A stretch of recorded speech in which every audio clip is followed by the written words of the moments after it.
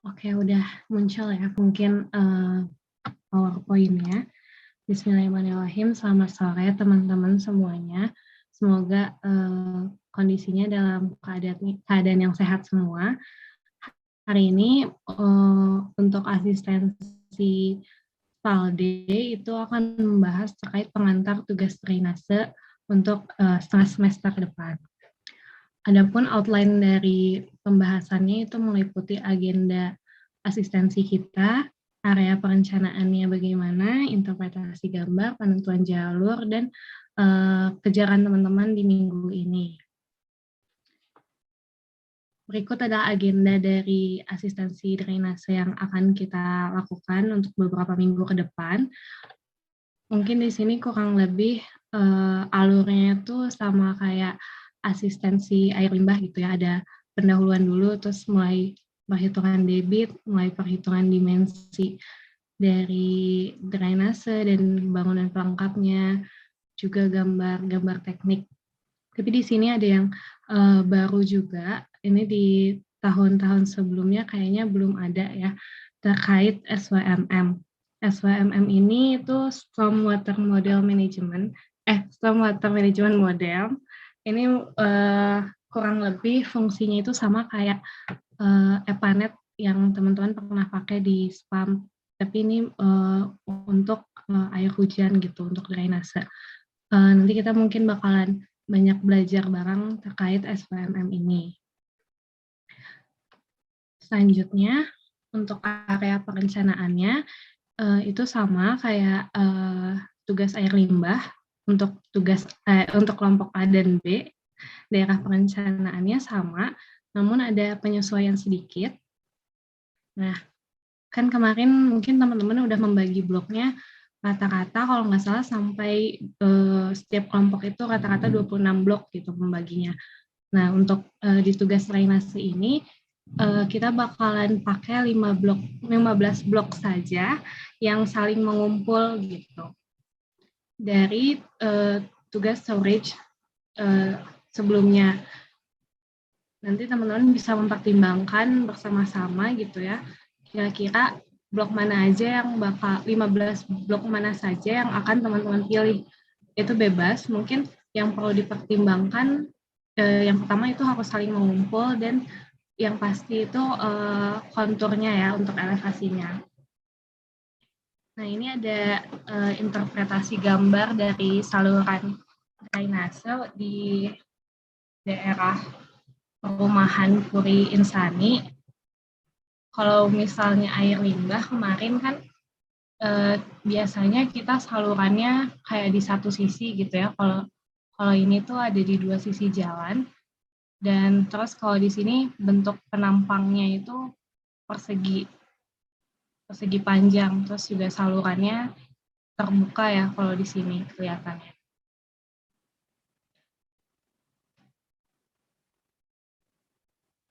Nah, ini juga tadi udah diceritain juga ya mungkin sama teman-teman yang ngerjain tugas PALDE untuk observasi di wilayahnya masing-masing. Ini adalah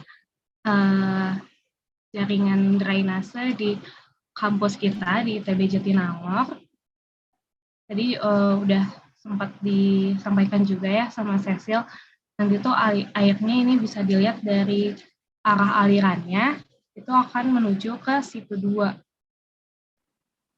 Jadi nanti air hujannya itu bakalan dialirkan semuanya ke situ 2.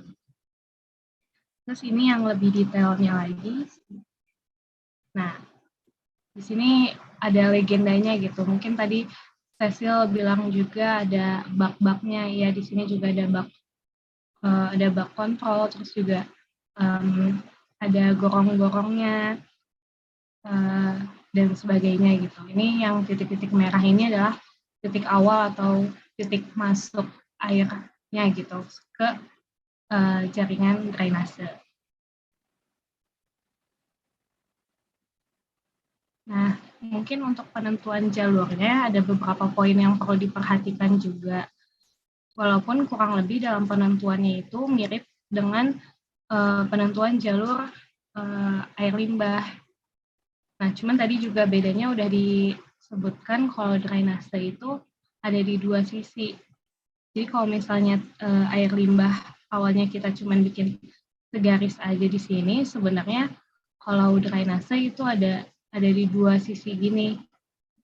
Mungkin nanti teman-teman juga pas ngerjain laporan bisa searching terkait bangunan pelengkapnya, itu salah satunya ada straight inlet. Nah, biasanya straight inlet itu ada di dua sisinya juga gitu.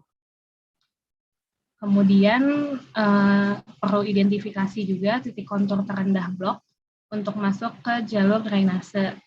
Nah, ini berkaitan sama yang poin terakhir, di mana drainase sifatnya tidak selalu loop.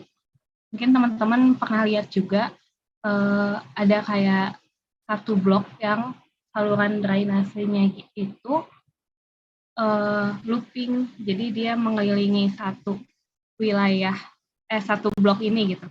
Tapi sebenarnya untuk sistem jaringannya itu nggak harus selalu looping, bisa juga kayak gini.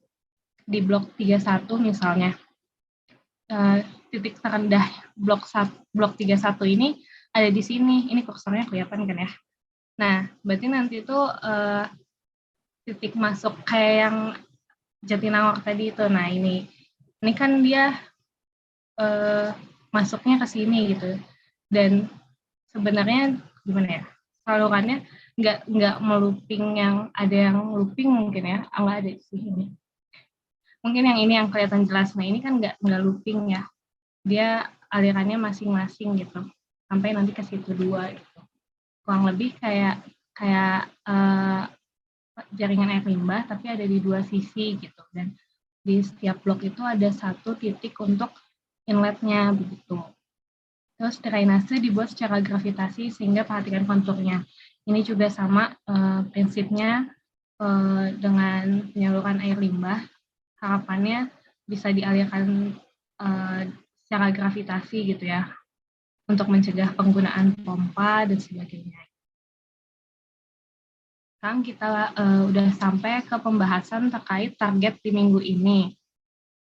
Jadi untuk minggu depan, teman-teman perlu mengumpulkan laporan yang berisikan 5 bab. Tapi teman-teman dalam pengerjaannya nanti bisa kerjasama dengan kelompok besarnya untuk bab 1 sampai bab 3 mungkin ya.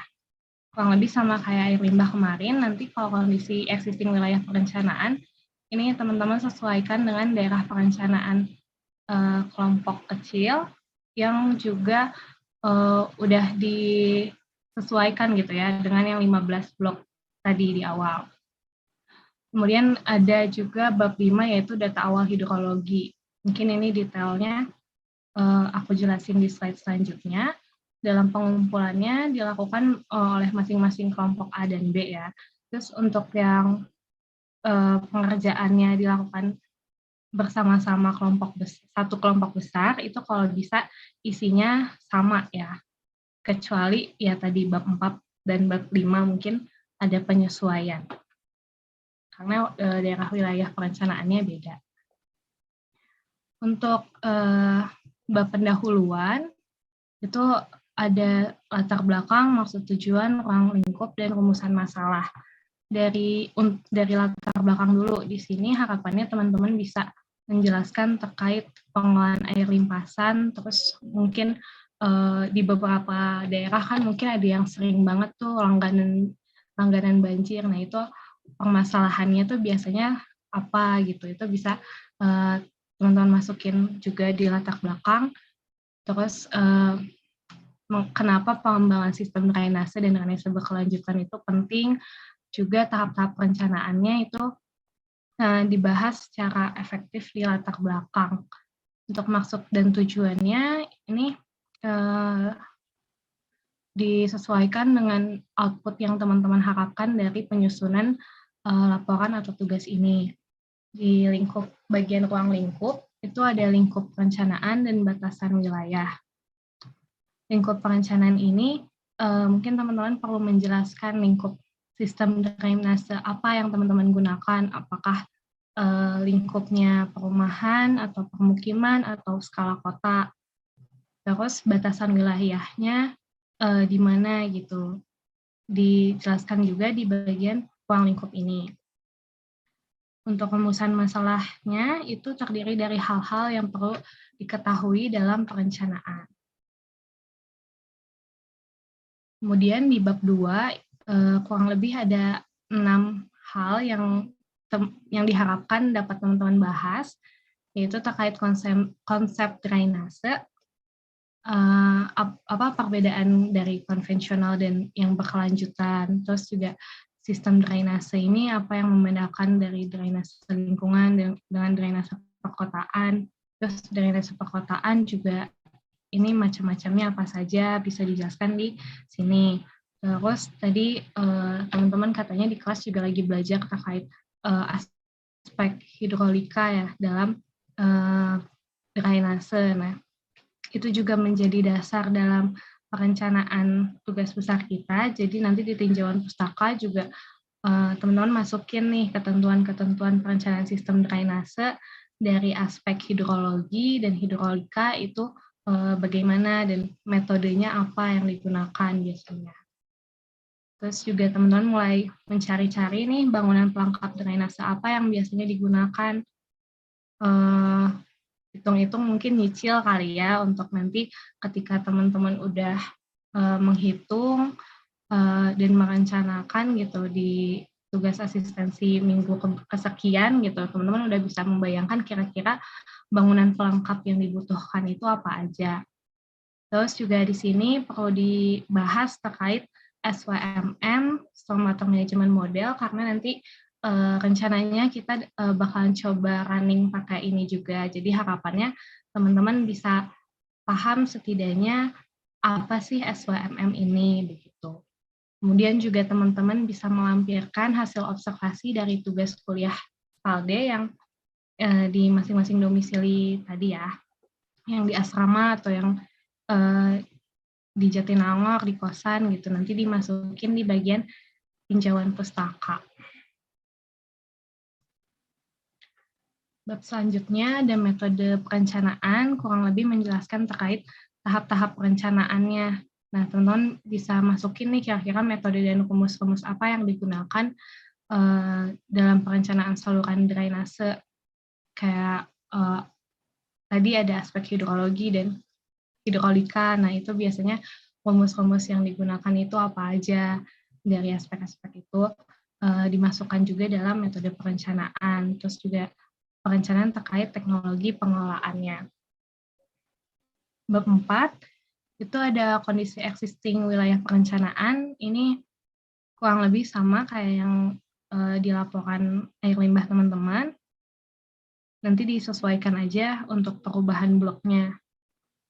Kurang lebih ya isinya kondisi wilayah perencanaan, tata guna lahan, topografi, pengembangan kawasannya, dan informasi lainnya yang menurut teman-teman tuh dibutuhkan untuk merencanakan drainase.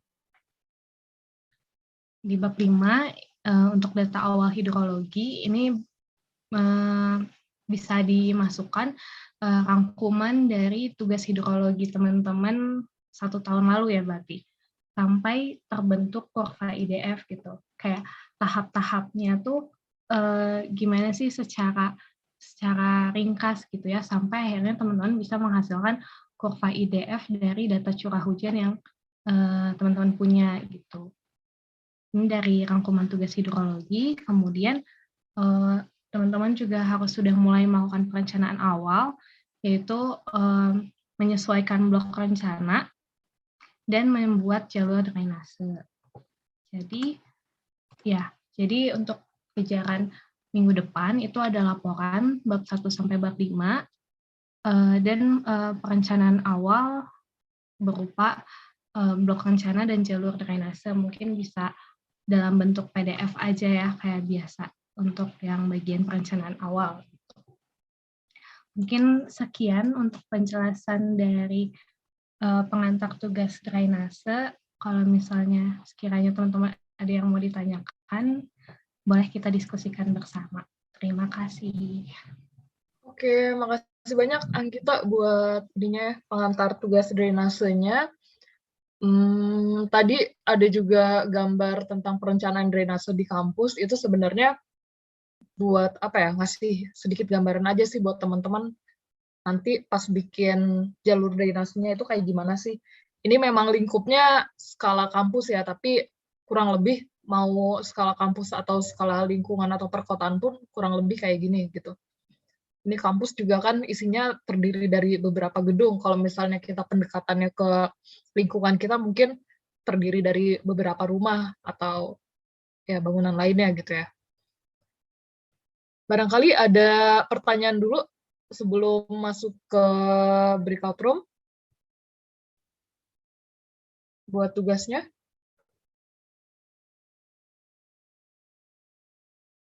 Nggak ada, aman? Mau masukin lagi, Kak. Ya, gimana? Artinya untuk minggu depan tuh kita ngumpul laporan yang bab 1 sampai 5 itu ya? Benar. Oke.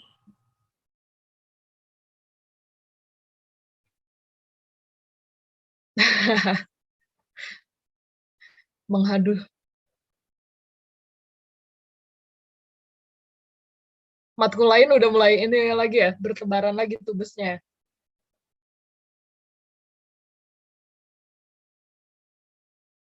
Atau baru spalk doang?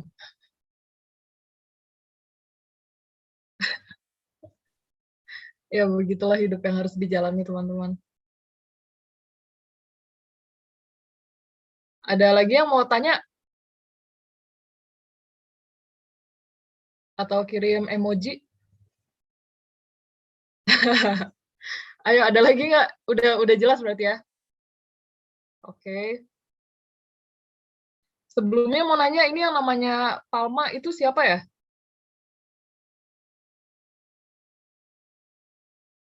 Palma 067 Sausanda.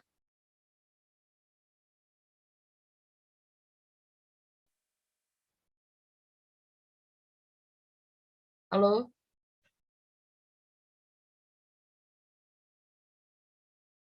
Oke lah, nanti coba di cross check di breakout room.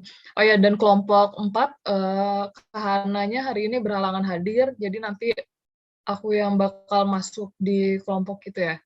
Sekarang coba buka breakout room-nya dulu. Nah, sekarang teman-teman boleh masuk ke breakout room-nya ya buat ya penjelasan lebih lanjut.